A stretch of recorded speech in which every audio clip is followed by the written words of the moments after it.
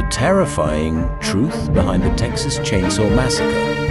This horror movie was inspired by something real and far worse. In 1974, the world was shocked by the Texas Chainsaw Massacre, a story about a masked killer wearing human skin.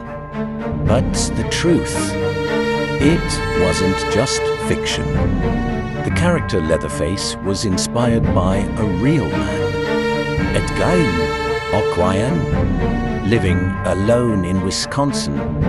When police entered his house in 1957, they didn't find a normal home. They found chairs made of human skin, bowls made from skulls, end masks stitched from real faces. Gein wasn't a chainsaw killer, but what he did was even more disturbing. He dug up graves and turned the dead into things he could wear.